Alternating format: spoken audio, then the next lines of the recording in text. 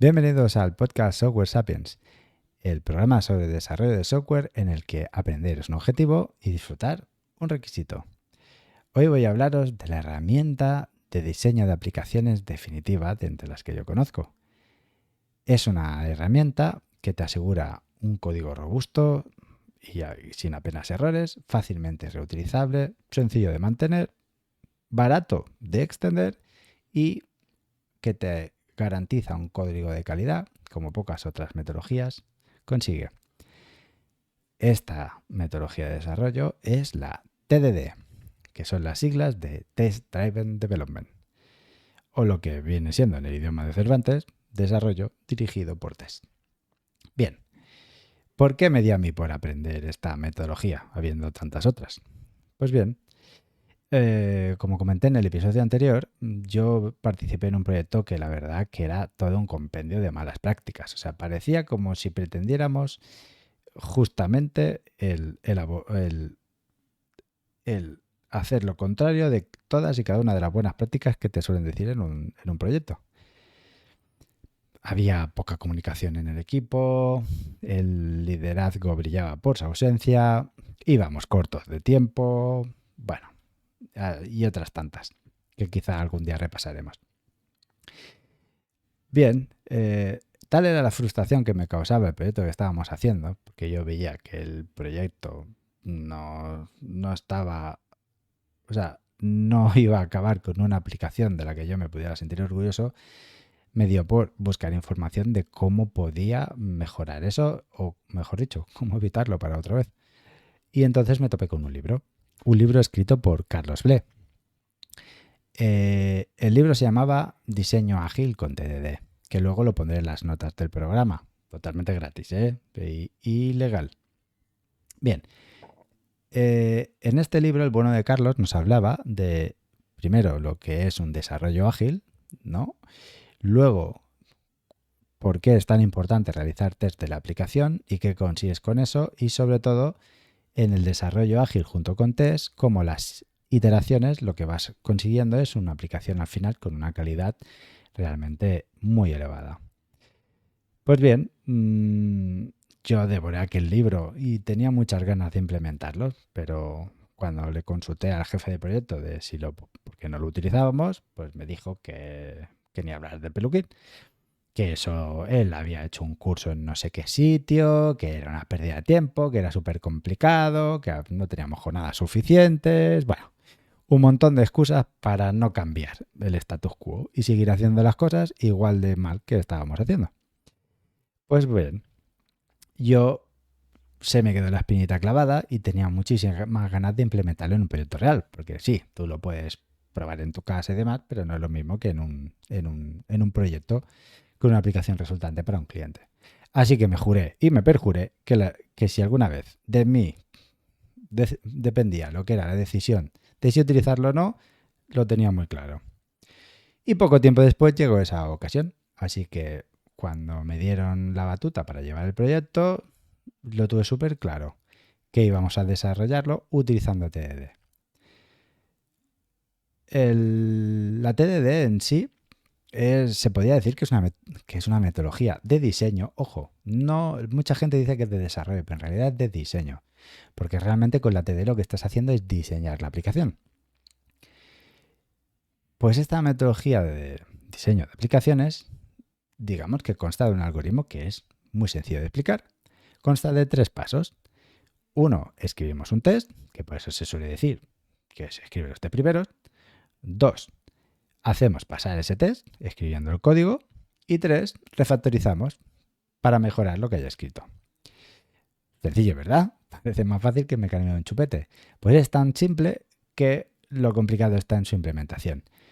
Pero no porque en sí sea difícil implementarlo, sino porque requiere lo que es un cambio de mentalidad a cómo se suelen desarrollar las cosas.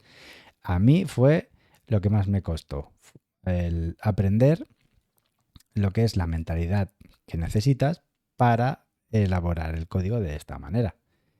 Porque claro, acostumbrado a primero picar el código y luego, si tienes tiempo, hacer el test, pues se hace un poco raro hacerlo a la inversa. Sin embargo, una vez que adquieres el mindset necesario, te das cuenta de lo terriblemente eficaz que es. Es una metodología de desarrollo que a mí me hizo, ¿cómo decirlo? Vaya, que me ha hecho que no he querido volver a desarrollar de ninguna otra manera.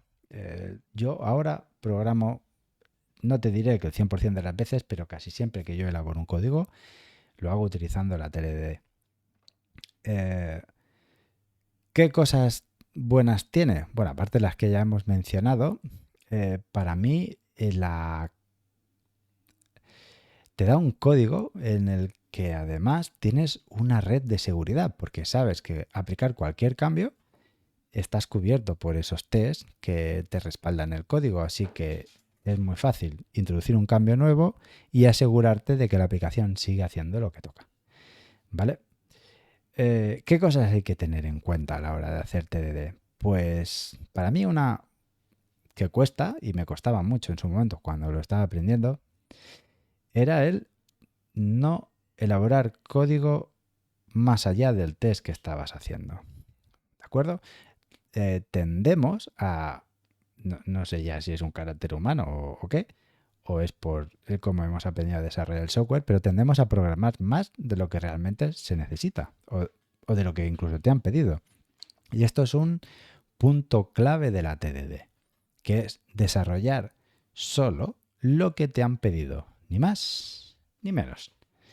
El motivo es sencillo. Si tú metes más código del que te han pedido, primero ya no estás programando el requerimiento que te han escrito, sino que además estás poniendo, o estás metiendo posibles bugs que no, de otra manera no haría falta que estuvieran allí. Entonces, a la hora de programar, a mí me pasaba mucho al principio, y de hecho creo que alguna vez todavía me pasa, que es el que me descubro que ya estoy adelantándome a lo que he escrito en el test. Y entonces me tengo que parar, incluso borrar ese código y tirar hacia atrás. ¿Por qué? Porque es sumamente importante de escribir bien el test y luego hacer el código y no desarrollar de más. También aquí es muy típico venga, vamos a hacer métodos y funcionalidades que no nos han pedido, ¿no? Esto, bueno, lo que digo, que estamos tan acostumbrados que, por ejemplo, cuando te piden un CRUD, pues venga, vamos a implementar ya todos los métodos del tirón. Y claro, con la TDD no sería así. Primero harías un método para harías un test para implementar uno de los métodos, luego harías otro test para implementar otro de los métodos y así. Y no antes, no los harías todos del tirón, por sencillo que sea. ¿Vale? Otra cosa a tener en cuenta es que no es necesario testearlo todo, ¿de acuerdo? Se nos puede surgir la pregunta de qué hay que testear. Pues bien, aquí hay cosas pues, que yo creo que caen por su propio peso. DTOs pues no se deberían testear porque no tienen lógica, ¿verdad? Porque no tienen lógica, ¿no? Los DTOs. Es decir, si yo tengo compañeros que los DTOs suelen meter que hagan operaciones que no deberían en un DTO o en un POJO o como quieras llamarlo, pues claro, en el momento que tengan lógica, pues ahí sí que ya quizás debería haber un test que lo respaldara. Pero, como bien digo, una buena práctica es que en el DTO no lo haya. Contras que tiene la TDD, porque vale, todo parece muy bonito, ¿no? O sea, un código reutilizable, fácil de mantener, barato de extender, todo esto parece jauja, ¿no? ¿Qué contras tiene? Bueno, pues el primero y el más importante te diría yo que es que necesitas saber hacer test. Y esto, pues por desgracia hay mucha gente que no sabe, porque no se suelen hacer test. Entonces, claro, si no sabemos hacer test, estamos juntando la dificultad que te genera esta nueva forma de trabajar y la de escribir el test, que no sabes cómo probar las cosas. De hecho, yo te diría que la curva de aprendizaje es tan complicada por este segundo factor, o sea, por no saber escribir los tests. Luego, otra contra que se podía decir es que la TDD te asegura que tú tienes un código de calidad, pero no tiene que ver con los, perdón, no tiene que ver con los requerimientos funcionales. Es decir, no te asegura que se está cubriendo la funcionalidad que te han pedido, porque tú estás diseñando la aplicación, pero eso no te asegura o no te engancha con los requerimientos funcionales. Aquí hay otras alternativas, como podrían ser la BDD, ¿no? El Behavior Driven Development, que tienen más que ver justamente con los requerimientos funcionales. Es decir, eh, de hecho, justamente es como se elaboran esos requerimientos. Vale, para mitigarlo se puede hacer lo que se llama la ATDD, que la ATDD que serían de tener lo que son los casos de aceptación previamente antes de ponerte a desarrollar. Los casos de aceptación vendrían a ser ejemplos que tú describirías, ¿de acuerdo? Lo suyo sería que fueran en una frase, a ser posible, lenguaje humano. Pues, por ejemplo, ¿no? Cuando recibimos dos variables y ejecutamos una suma. Pues esto tendrías que depurar aún más, ¿no? Recibimos dos variables con valor 2 y valor 2 y el resultado es 4. Eso sería un ejemplo de los que te estoy diciendo. Y tú escribirías el test que hace pasar ese ejemplo. Con esto sí que podríamos solventar el problema de los requerimientos funcionales, pero aún así no vendría a cubrir como lo de la que sería la BDD, de la que ya hablaremos en algún episodio posterior. Vale.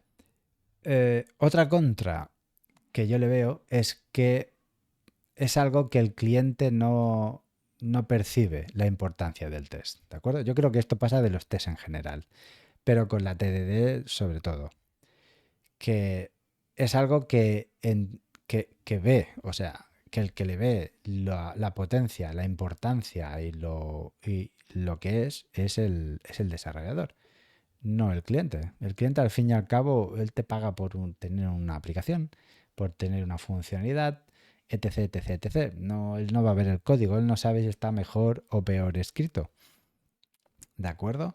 Sí que es cierto que luego le va a repercutir en el bolsillo, porque una aplicación que no funciona bien, una aplicación que tiene errores, una aplicación que luego cuando la vas a extender con nueva funcionalidad está mal hecha, te va a ser más caro, pero no lo va a hacer durante el desarrollo. Él lo que va a ver es si le funciona o no le funciona.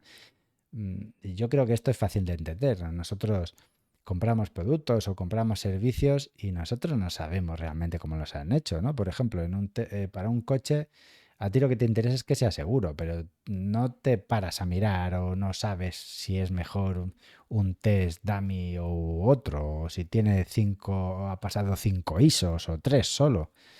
No lo sabemos. Lo mismo cuando vemos Netflix. Tú quieres ver una peli, la enchufas y la ves, ¿no? Y tú percibes la calidad desde que accedes a la plataforma y estás disfrutando del contenido que sea, lo percibes ahí. No si por detrás tiene 500 test, tiene 2 test, solo tiene uno, no tiene ninguno. Es decir, solo si te falla, ¿no? Pues aquí pasa un poquito igual, ¿vale? Sin embargo, ¿ves? A mí esto, por otro lado, que aquí es una contra, yo también lo podría ver como una ventaja. Porque como no depende del cliente, porque el cliente no va a ver, no va a percibir la calidad porque no participa de ello, donde sí que lo va, donde esto quiere decir que entonces a utilizar la TDD o no utilizarla depende del programador. Que por ejemplo en el caso de la BDD no es así, porque en la BDD sí que tienes que inmiscuir al cliente para elaborar los requerimientos de los que luego salen los requisitos que utilizas para hacer los test. Con lo cual, en ese sentido es una ventaja, ¿no? Podemos convertir una contra en una ventaja, o mejor dicho, es un hecho que tiene dos vertientes. Vale. Este proyecto, por ejemplo, el siguiente, en el que sí que implementamos TDD, que además hicimos TDD tanto en la parte backend como en la parte frontend, lo que sería tanto en el servidor como en la aplicación cliente, ¿vale? ¿Cómo fue? Pues fue un proyectazo, fue súper bien. La verdad que yo cuando hicimos el kickoff de ese proyecto, yo dije que quería que desarrolláramos un software del que sentirnos orgullosos y lo conseguimos. A día de hoy, tiempo después, que habrán pasado unos 8 años, el software sigue funcionando estupendamente. No ha tenido apenas incidencias en su vida, ni cuando lo pusimos en marcha, ni cuando ha ido sucediendo el tiempo. Lo han ido extendiendo la funcionalidad. Los programadores que lo han hecho lo han tenido muy sencillo porque el código, y a mí una de las cosas que me gusta de la TDD, que ya no sé si es porque yo programo así o porque la TDD te lo propicia, que es que termina siendo un código que es muy sencillo, es un código simple. ¿Por qué? Pues porque es que como no hagas simple, a ver quién es el guapo que hace un test que pase eso, ¿sabes? Eh, entonces, ese proyecto fue muy bien. Yo desde entonces, todos los proyectos que he ido haciendo, tanto los que he participado yo como desarrollador, como los que he actuado como líder técnico, todos se han desarrollado utilizando TDD.